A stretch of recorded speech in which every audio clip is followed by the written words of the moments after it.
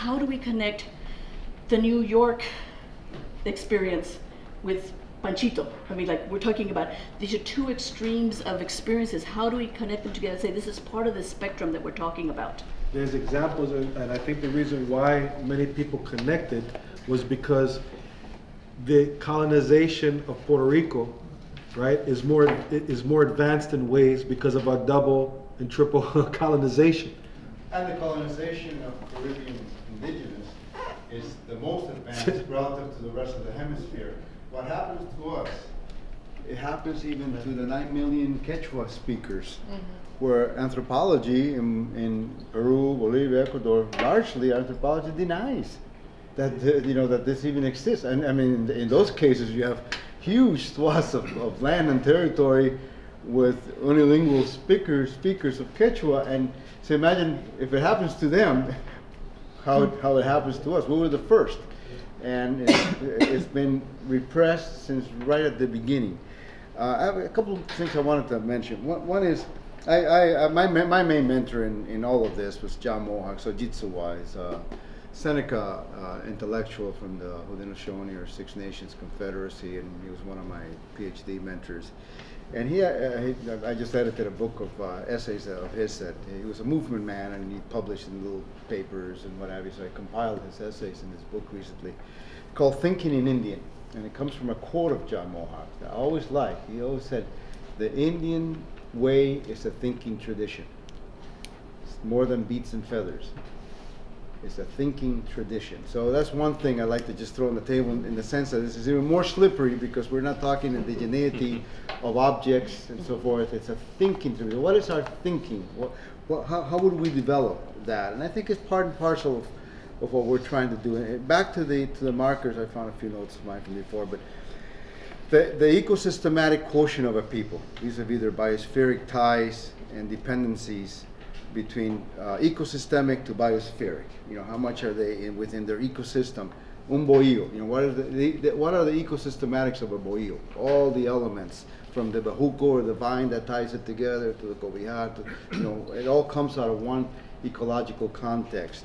The conscious impetus to value food production capacity, how that undergirds community, tribal, nation pride, self-determined management. The act thereof. Oren Lyons defines Indian sovereignty not in the legalistic sense. He says sovereignty is the act thereof. If you act sovereign, you're sovereign. If you have to ask permission, you're not sovereign. It's that simple.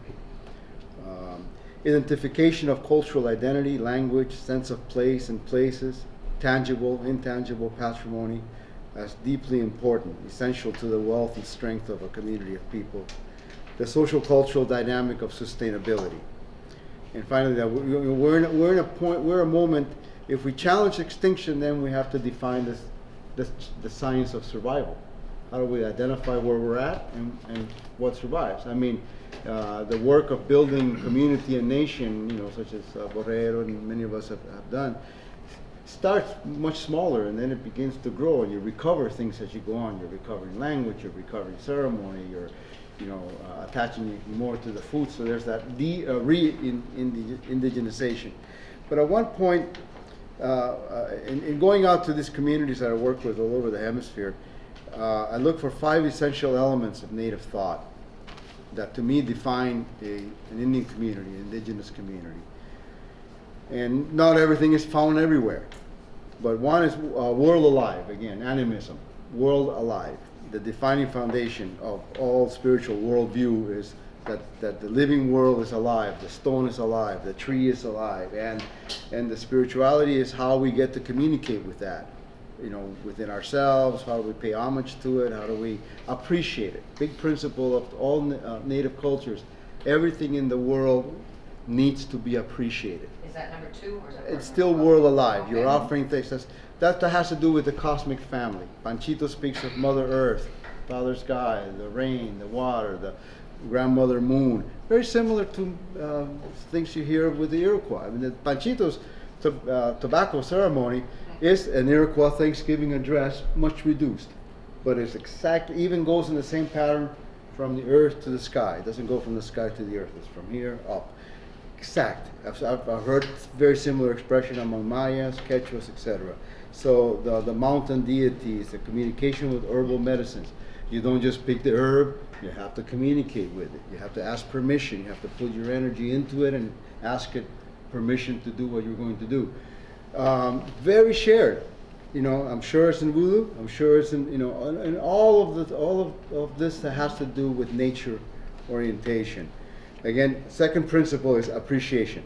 The appreciative element is constant. Intonations, expression of ceremonial practice, the depth of the human connection to all of that. It's what some of the tribes here in the north speak of, the original instructions to the human being. Since you have rationality and don't live in a state of nature as most animals do, you have the special responsibility of every so often stopping your life and appreciating, sending the message to the cosmos. I appreciate you. I love you. I thank you. 3, very much in community element, reciprocity. You know, much of what we take as Latino culture, that reciprocity that we're used to, deeply ingrained in the traditional cultures. You know, we do. You know, in the work parties, and the way you used to build a bohío. You know, this family, everybody falls out today and builds a bohío for this family. Next week we do it for this one. Same with planting, harvesting. That's very much alive. Aini, the concept of Aini among the Quechua. You know, it's that reciprocity.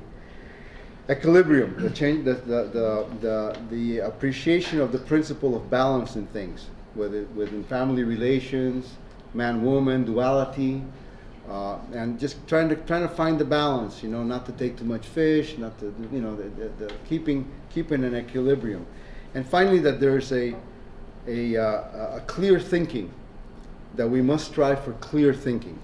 If you know the old Indians, very practical people. No hocus pocus to it. The Indian religion is much more scientific than the Christian religion. It's clear.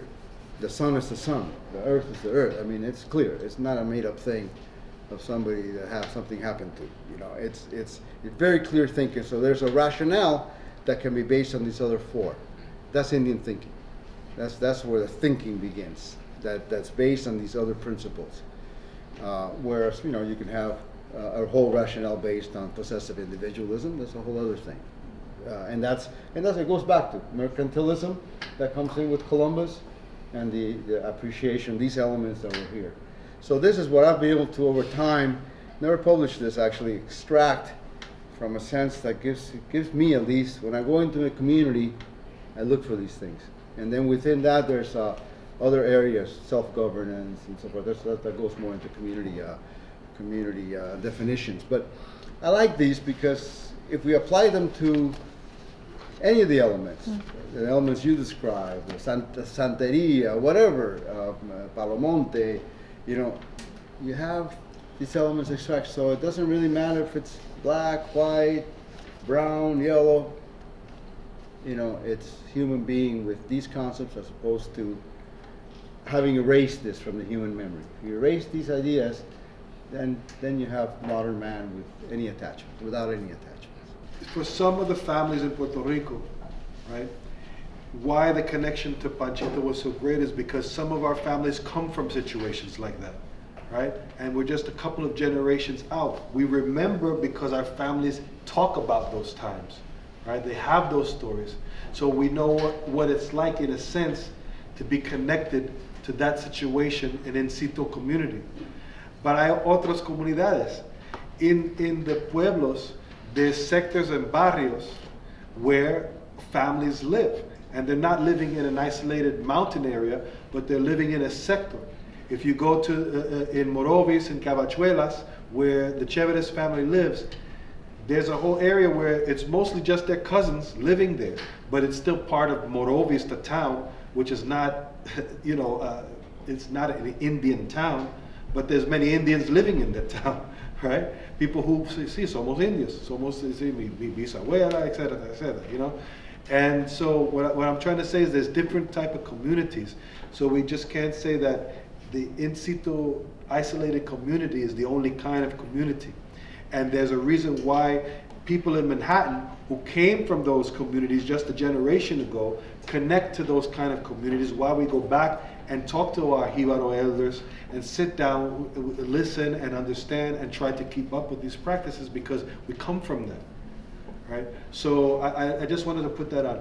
But and the second thing was I wanted to ask Jose, based on those 5 points that you've identified, can you honestly say that all Caribbean peoples follow those 5 points? No. Right? So then right there we're saying that there's some people who are thinking Indian and some people who are not, right? I'm not saying that, somos no, pero tú puedes ver que hay una diferencia en la mentalidad, en el pensamiento. There's a difference between the greater population of Caribbean and then communities who carry on an Indian thought, or people or individuals, whether they live in the barrio, whether they live in Manhattan, right? Because I know, like I said, we've seen these practices continue in Manhattan. There's people there's a guy named Stan Steiner who wrote a book called The Islands. I don't know if any of you, it's about the Puerto Rican experience. And he talked to people in Manhattan doing similar research to what Juan Manuel Delgado did. And he delineated that research in that book as a journalist, as a newspaper journalist following a story. And he talks about, communities and people who felt, even in Manhattan, that as a Puerto Rican is more an Indian, an Indo culture than anything else. And I think that if what we're defining in indigeneity is that indigeneity is all throughout the Caribbean, but who's giving it the value, right? Who's promoting it? Why are people giving it a value?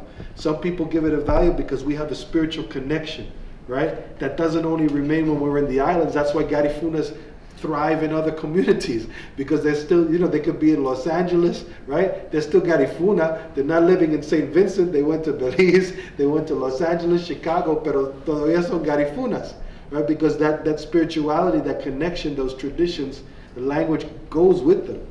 Right, so it's beyond just that one particular, that place comes with you, and that's why I said that this idea of indigeneity has to be broadly defined and allow for those differences to arise, for people to see there are those differences. La identidad es la conciencia del ser, o sea que eso es básico. Entonces, si nosotros planteamos que hay distintos niveles de conciencia, pues también hay distintos niveles de identidad que se expresan en distintas formas. Entonces, ser indígena es una cosa, indigenidad es otra, indigenismo es otro. Y el problema de la identidad es bien complejo. Cuando yo empecé la investigación, de hecho yo tengo un trabajo sobre la identidad puertorriqueña, del proceso, de cómo se montó esa identidad.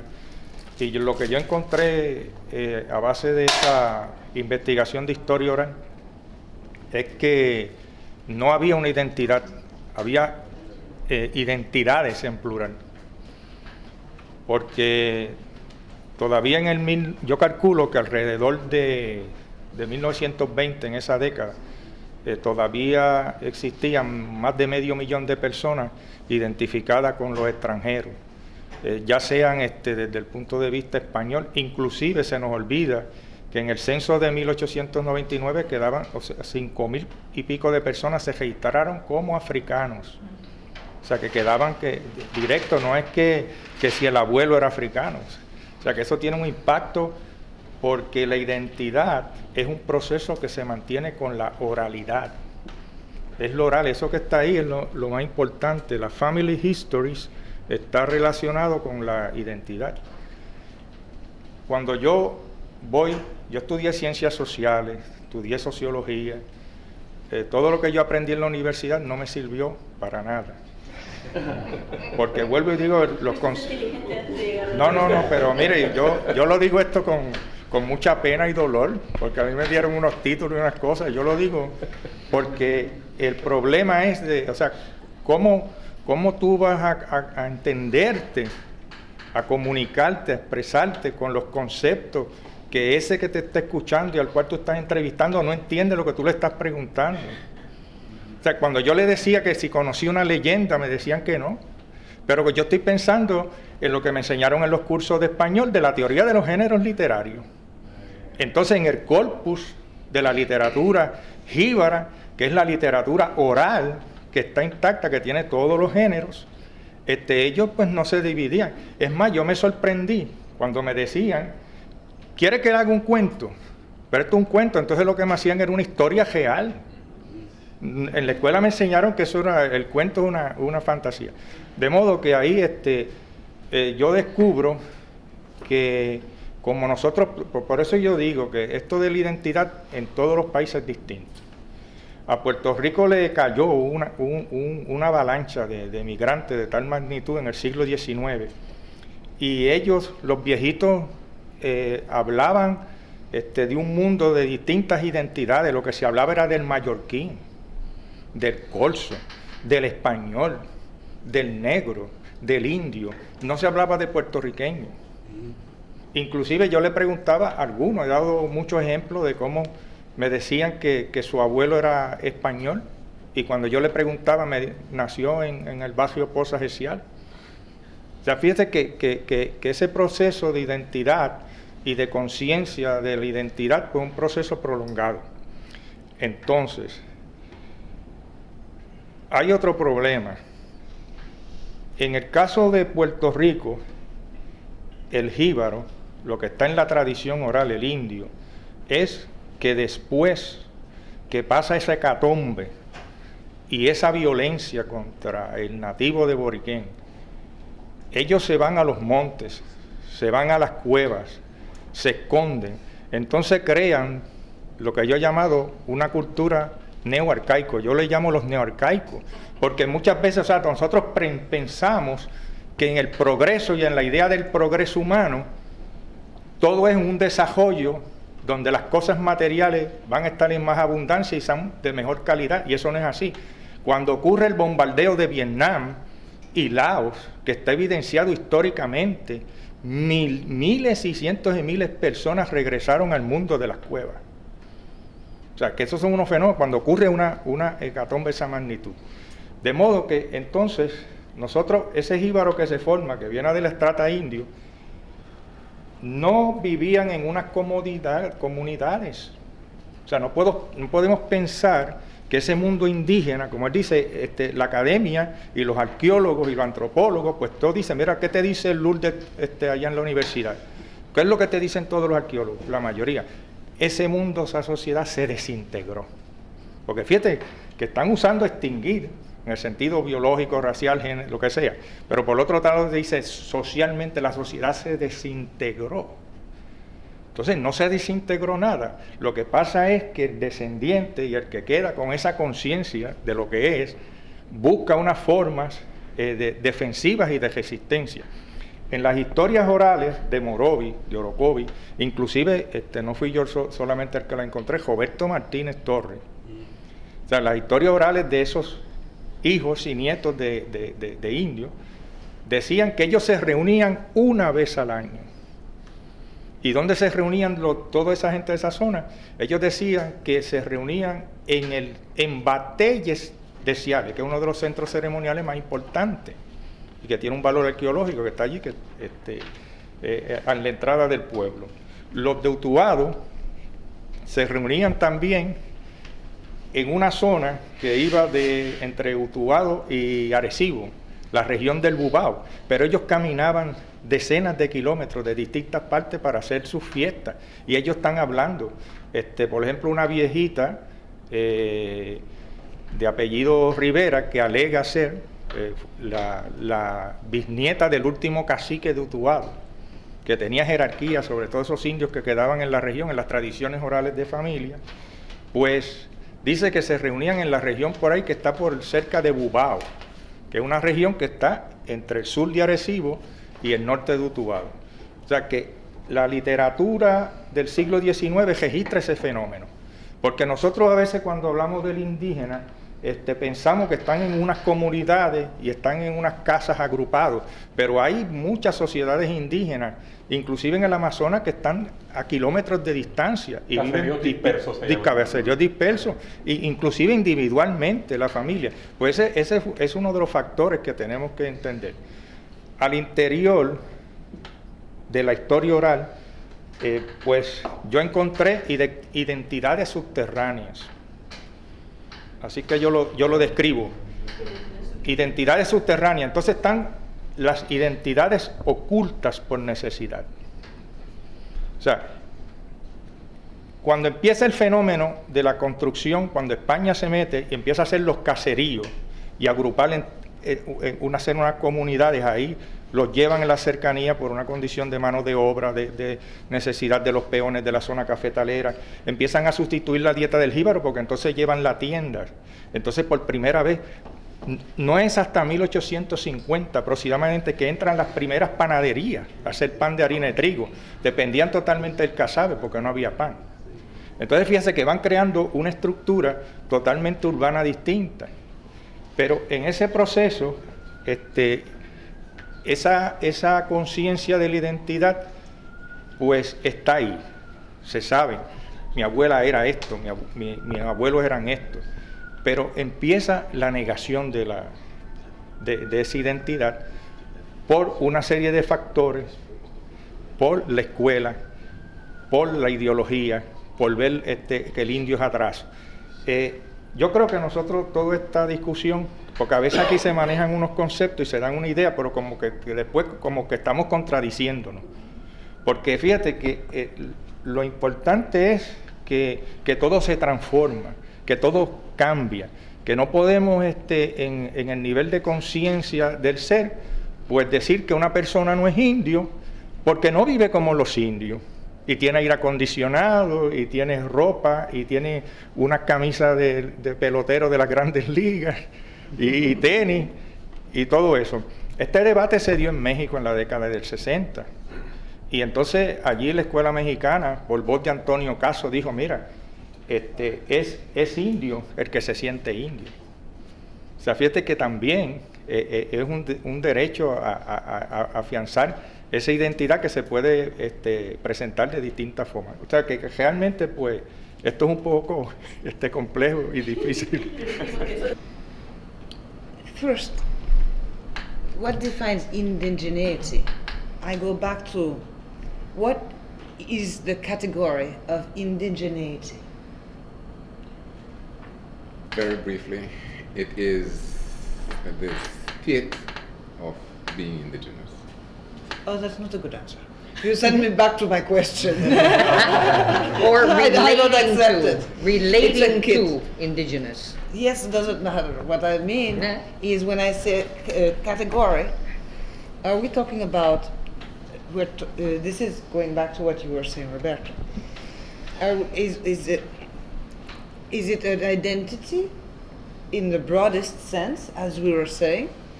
It's certainly not a race, it's certainly not a nation. It's not a gender. Of course it's a concept, but this concept relates to what? And I would say, let's go back to Popol Vuh, finding the center, all those terms, find what are the priorities in that? As a concept, it relates to what exactly? And I think that's important. I would add to what you were saying, Jose, with your 5 categories that I took note of them because I think they're very interesting. But I wanted to add to it perhaps, or would suggest, human dignity. The concept of human dignity. You know, in the same way that you were saying that the concept of the world alive, of appreciation, reciprocity, equilibrium, clear thinking, practicality, human dignity. And this leads to what we were talking about here, is that what happens to the concept of indigeneity when you are reduced with your land that has been taken from you to working for $2 a day in a sweatshop industry. What do you care about indigeneity? What is your human dignity has been taken away from you. So You have become a indigeneity. Yes, exactly. So then you become a modern slave. And this is the condition of 3/4 of our populations in the Caribbean right now. Let's not be fooling ourselves, not idealizing the rural world, the Jivaro, all of this. The fact is that we are in Haiti now, 50% and more urban in very bad conditions. And our human dignity is being ripped from us. And the question of identity is a question that is lost in the occupation, the loss of sovereignty, and all of this.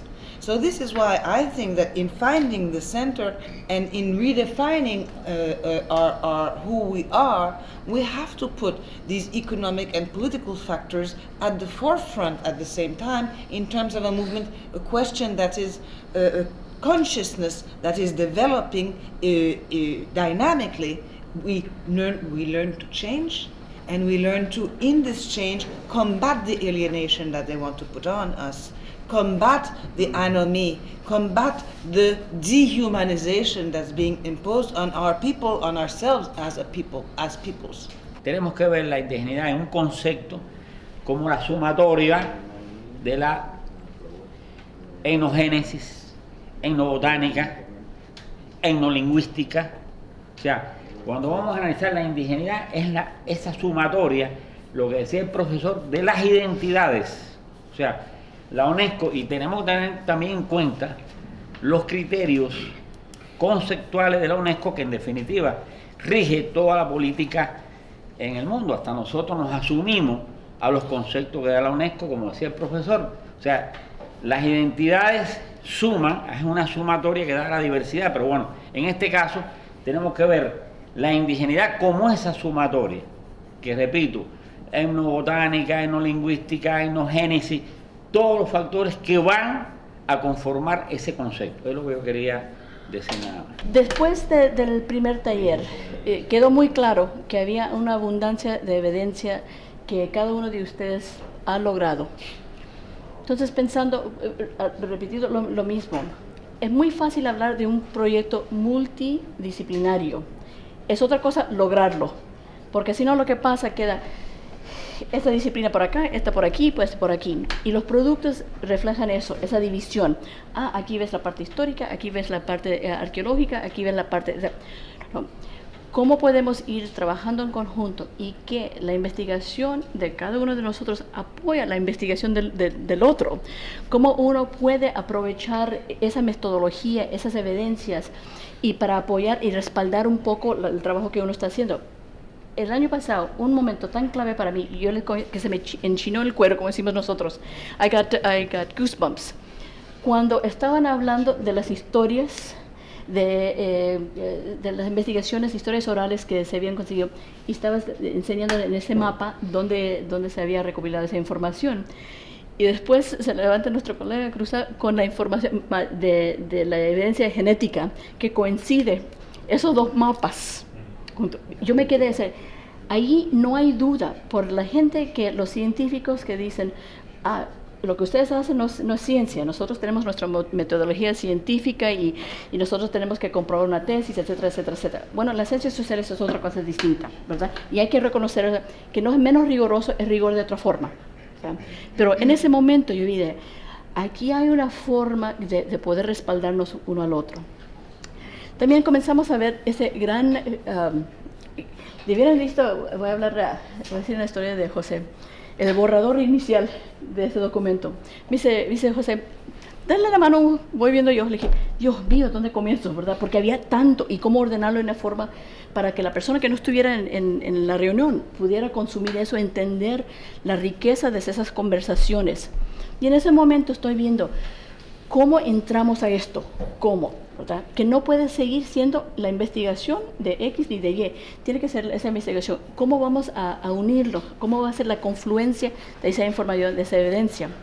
Y me encantó ver esto, dice, si hubiera sabido que iban a usar, que querían que usara esta información, nunca la hubiera pedido, ¿verdad?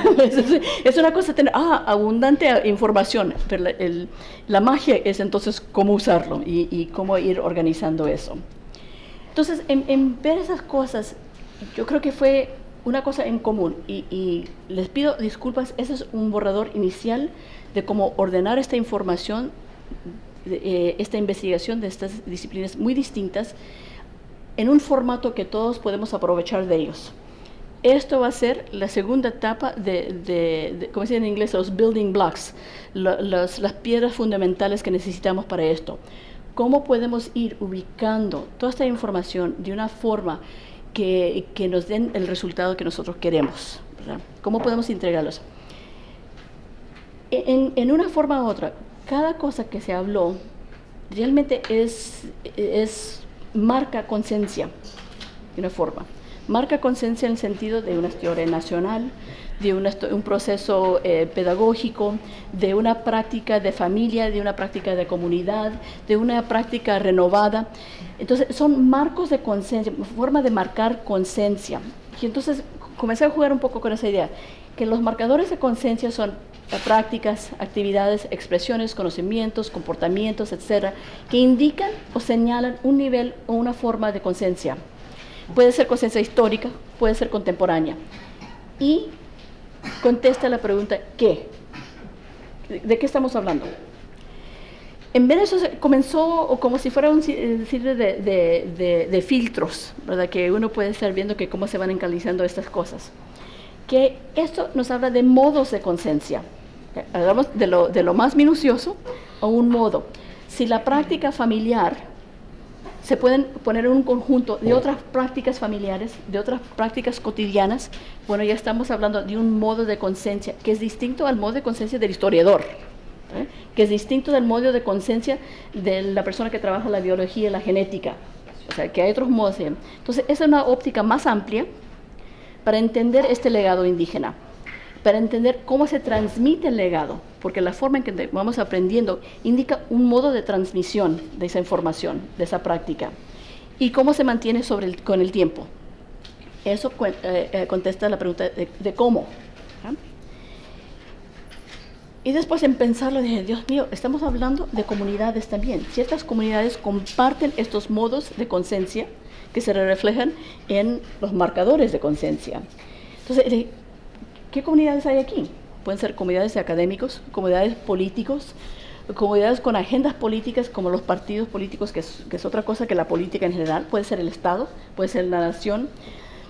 Y uno puede compartir y ser parte de múltiples comunidades.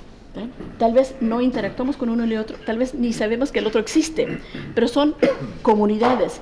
En ese momento ya se hace la pregunta, ¿cómo este trabajo puede unir estas comunidades de conciencia? O sea, para reforzarse uno al otro, para encontrarse uno al otro. Entonces, esto nos contesta la pregunta de quién o de quiénes. ¿Verdad? Lo demás es relativamente fácil.